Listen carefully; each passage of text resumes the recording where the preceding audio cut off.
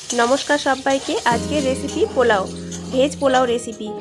একদম কম টাইমে কিভাবে সহজভাবে বানিয়ে নিতে পারবেন সেই রেসিপিটাই আমি শেয়ার করছি।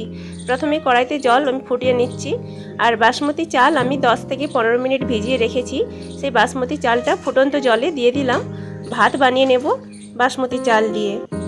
বাসমতি চালটা দেওয়ার পর জলের ভেতরে চালটাকে এইভাবে নাড়িয়ে নিতে হবে, নাহলে তলাতে লেগে যেতে পারে।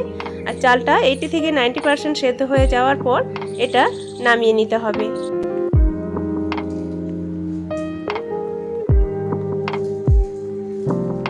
এখানে চালটা প্রায় হয়ে গেছে, আমি এটা এই ছালনির সাহায্যে নামিয়ে নিয়ে আরেকটা বাসনে রাখছি।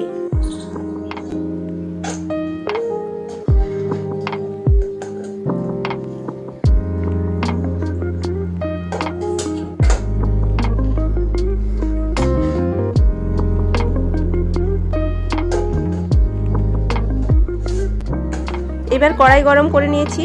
কড়াই গরম হয়ে যাওয়ার পর তেল দিলাম। তেলটা গরম হয়ে গেলে দিয়ে দেব গোটা গরম মশলা আর হাফ চা চামচ জিরা আর 2টো কাঁচা লঙ্কা।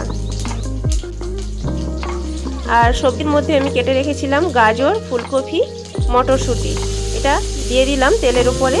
আর এই ভেজে নেব। আর সয়াবিন আমি 10 মিনিট থেকে 15 মিনিট আগে গরম জলে ভিজিয়েছিলাম, সয়াবিনটা ছেঁকে নিচ্ছি।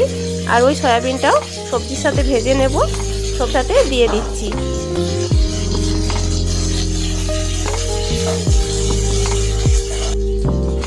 এইবার সব কিছু একসাথে নেড়ে নেব, তলাতে যাতে লেগে না যায়।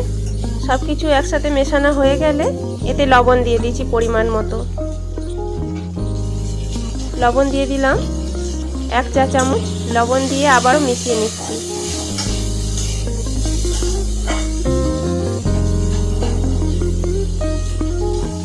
এইবার এটা ঢেকে দেব যাতে সবজিগুলো খুব ভালোভাবে সেদ্ধ হয়ে যায়। সেদ্ধও ভালোভাবে হয়ে গেছে আর ভাজাও প্রায় হয়ে গেছে।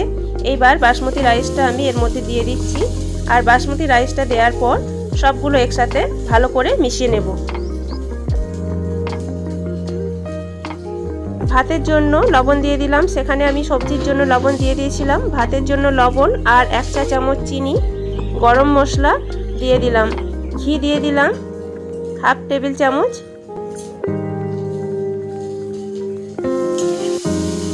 সব কিছু ভালো করে মিশিয়ে নিতে হবে। গ্যাসের আঁচটা লোতে রেখে মিশাতে হবে, ভাতটা কড়াইতে লেগে যেতে পারে, সাবধানে মিশিয়ে নেব।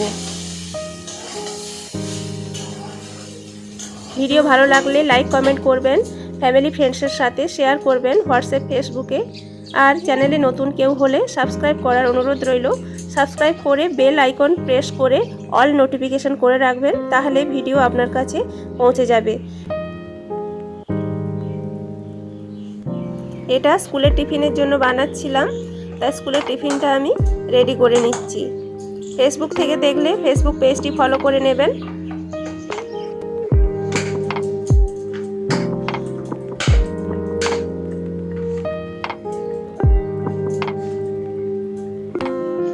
সবাইকে অনেক ধন্যবাদ। ফিরে আসছি পরের নতুন ভিডিওতে। সবাই ভালো থাকবেন।